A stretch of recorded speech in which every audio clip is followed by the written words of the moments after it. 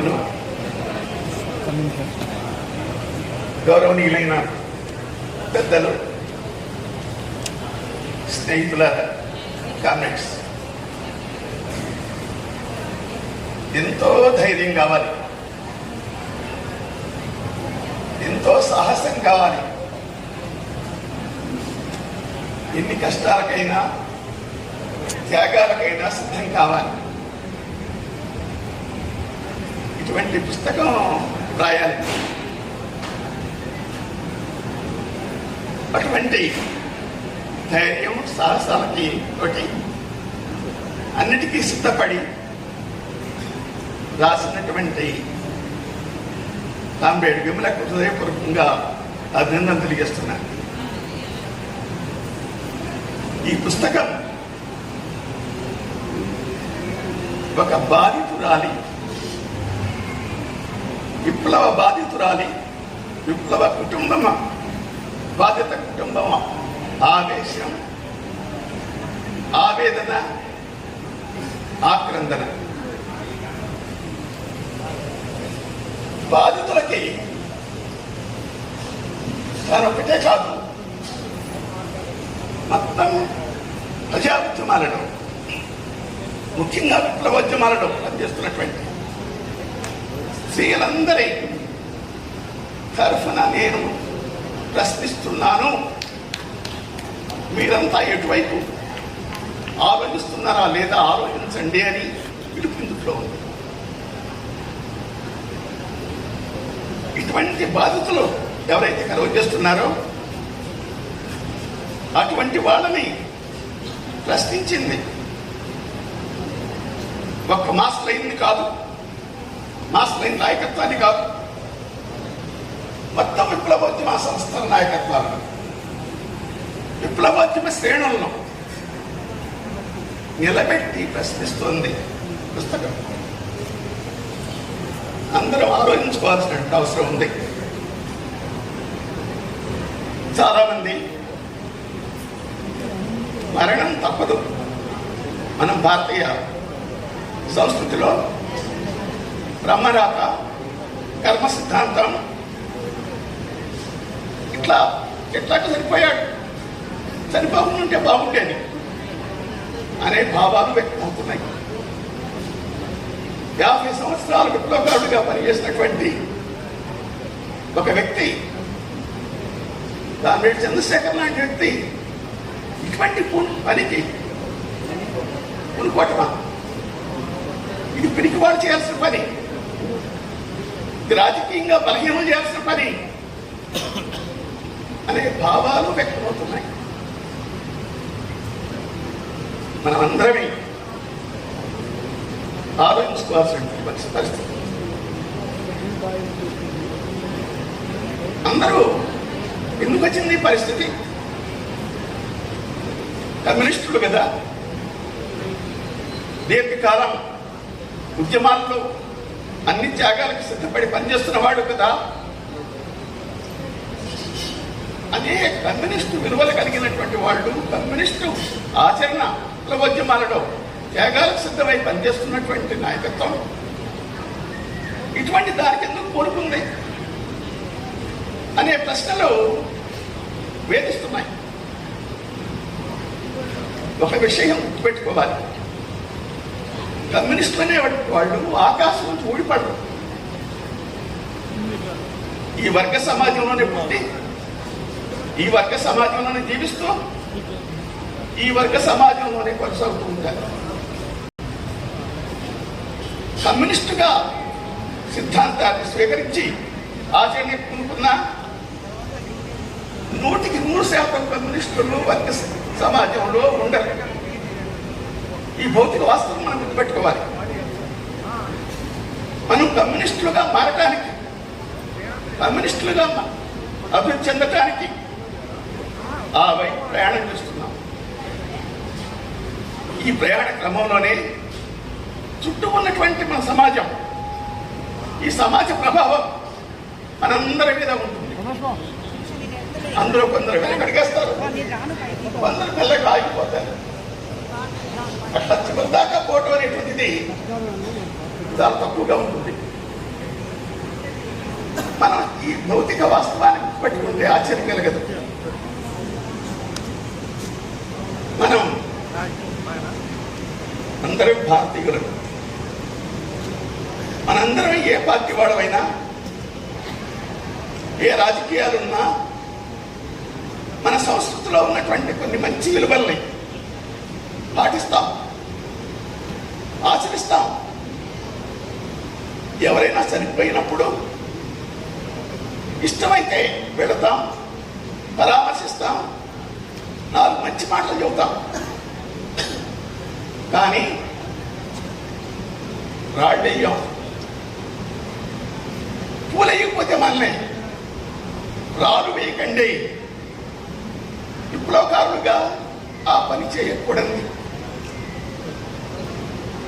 నేను కమ్యూనిస్టుగా ఎప్పుడు ఇలాంటి పరిస్థితి వస్తుందని ఊహించలేదు, ఆలోచించలేదు. కనీసం నా జీవితంలో ఎప్పుడూ ఇలాంటి పరిస్థితిని చూడలేదు. కామ్రేడ్ చంద్రశేఖర్ చనిపోయిన మరుక్షణం నుంచి అతని మీద దాడి ప్రారంభమైంది. చనిపోయిన వాడి మీద దాడా ఈ విధంగా ఎప్పుడైనా చూసారా, విన్నారా? పని గుర్తు చేసుకోండి. ఆయన పని చేయలేదు, ఆయన ఏరియాకి వెళ్ళలేదు, ఆయన డబ్బులు సూనేయలేదు, కార్యకర్తలు పట్టించుకోలేదు, ఇంట్లో మునిగిపోయాడు. చివరికి ఆర్థిక అప్పుల్లో మునిగితేనే పార్టీని ఉపయోగించుకొని పెద్ద మొత్తంలో 40-50 లక్షలు కూడా వసూలు చేసి ఇటువంటి దానికి కోరుకున్నాడు. ఇంటి సంక్షోభం కారణం మీరందరూ విన్నారు. చంద్రశేఖర్ ఏం మాట్లాడింది, అంతకన్నా వేరే అవసరం లేదు. ఒక 50 సంవత్సరాలు పార్టీలో పనిచేసిన వ్యక్తికి విప్లవం తప్ప విప్లవమే ప్రధానం, నా జీవితంలో నేను విప్లవాన్ని విడిచిపెట్టనన్నటువంటి వ్యక్తి పట్టుమని ఈ రోజున ఒక పార్టీ నాయకత్వం ఈ విధంగా నిందారోపణ చేయడం సరైందేనా అని ఆలోచించాలి. అది మనందరం చేయాల్సిన పని. అంతేకాదు, సహచరి జీవిత సహచరి మిమ్మల్ని గొడుపుని, వాళ్ళ పిల్లల్ని, కుటుంబాన్ని బోన్లో నిలబెట్టి, బహిరంగంగా బజార్ బోన్లో నిలబెట్టి ఉద్దాయిలు చేసి గత 2 సంవత్సరాలుగా ప్రచారం జరుగుతూ ఉంది.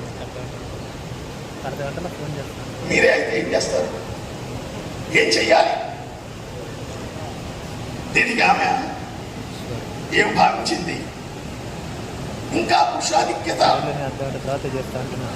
పురుషాధిపత్యం మన మీద పెత్తనం చలాయిస్తుంది.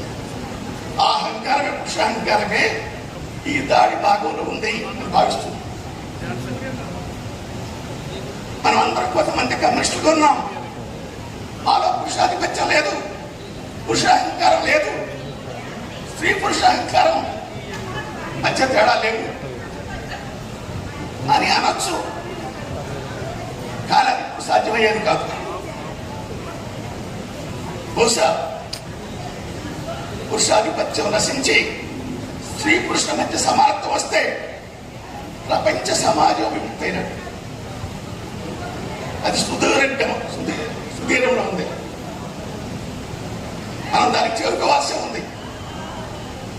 అప్పటి వరకు మనం కూడా తరతమ స్థాయిలో మనలో కూడా కుటుంబ జీవితంలో కానీ, విప్లవోద్యమంలో కానీ, నిజ జీవితంలో కానీ, సమాజంలో కానీ పురుషాధిక్యతకు గురవుతున్నటువంటి వాస్తవ స్థితి ఉంది.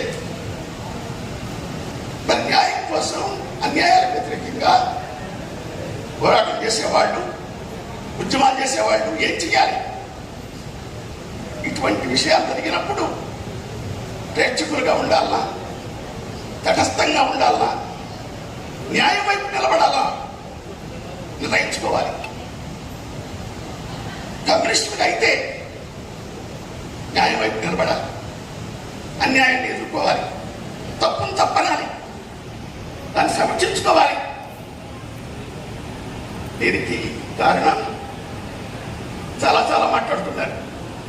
అసలు మీ పార్టీ వల్లే చనిపోయాడు అనేదాకా పోయారు. ఇప్పుడు మా పార్టీలో కామ్రేడ్ చంద్రశేఖర్ రెడ్డి అలా విపక్ష జరిగిన మాట వాస్తవం. 2024లో జరిగినటువంటి మా మహాసభ సమీక్షించింది. ఆత్మహత్య చేసుకున్నాం, మా వైపు నుంచి తప్పు జరిగింది అని చెప్పాం. తర్వాత మా దగ్గర ఉన్నప్పుడు రాజీనామా చేయలేదే, మా దగ్గర ఉన్నప్పుడు ఆత్మహత్య చేసుకోలేదే. ఆవేశపూరితంగా జరిగినటువంటి ఆత్మహత్య అంటున్నారు. అసలు ఆయనకి అనారోగ్యమే లేదు, చాలా ఆరోగ్యంగా ఉన్నాడు అని మాట్లాడుతున్నారు. నేను ఆ కామ్రేడ్స్ కి మాస్టర్ నాయకత్వానికి అందరికి కూడా విజ్ఞప్తి చేస్తున్నాను. ఒకవేళ మీరు భావించేది నిజమైతే కామ్రేడ్ చంద్రశేఖర్ మరణించినటువంటి తీరు రైలు ఇంజన్కి ఎదురుగా పరిగెత్తుతూ దూకి మరణిస్తామనేటువంటిది అతని మానసిక కల్లోలం ఎంత అగ్నిగుండంగా బద్దలై ఎంత కల్లోలానికి ఉంటుంది. అటువంటి మరణం ఒక ఘటన. గత 6 నెలలుగా వాళ్ళ రాష్ట్ర కమిటీ సభ్యుడు అచ్చయ్య గారితో మాట్లాడుతున్నాడు. పదే ఆయన చెప్పిన మాట, నా ఆత్మహత్య చేసుకోవాల్సి వస్తున్నాను. ఇది 2వ ఘటన. 6 నెలలకు పూర్వమే ఆత్మహత్య కూడా పరుగులో ప్రయత్నం చేశాడు అని తెలిసింది. మీ ఇష్టం వచ్చినటువంటి సైకియాట్రిస్ట్కి, మానసిక శాస్త్రవేత్త, మానసిక వైద్యుడి దగ్గరికి మీ ఇష్టం వచ్చిన వాడు ప్రపంచంలో వెళ్ళి అడగండి. ఈ 3 ఘటనలు చెప్పి ఇది ఆకస్మిక ఘటనేనా, లేక అంత ముందే అతను ఏమైనా రోగంతో ఉన్నాడా, మానసిక రోగం కుంగుబాటు గురయ్యాడా లేదా అనేది ఎవరైనా చెప్తారు. అటువంటి కుంగుబాటును గుర్తించడంలో పార్టీ వైఫల్యం చెందింది. దాని ఎడల మనం ఆత్మహత్య ఉండాలన్నా లేదా, పరిశీలన చేసుకోవాలన్నా లేదా. రోగాలు వస్తాయి, శారీరక రోగాలు వస్తే మనిషి తనంతట తానే హాస్పిటల్లో పోతాడు, వైద్యం చేయించుకుంటాడు. మానసిక రోగాలకు అటువంటి పోడు. నీకు బాగాలేదంటే కూడా అంగీకరించడు, హాస్పిటల్ తీసుకెళ్తారంటే కూడా రాడు. ఇది మానసిక రోగి యొక్క లక్షణాలు.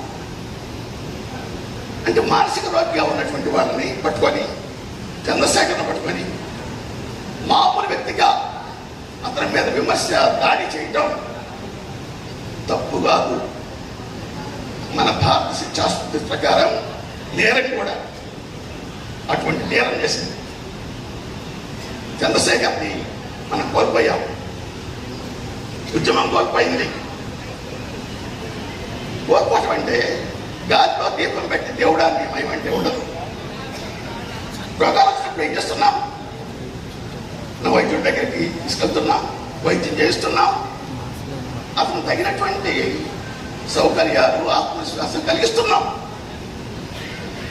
కలిగించడంలో మన వైఫల్యం. ఈ వైఫల్యం కారణంగా చనిపోయాడా లేదా, ఇది మనం ఎదుర్కొంటున్న ప్రశ్న. మన బాధ్యత ఏంటి?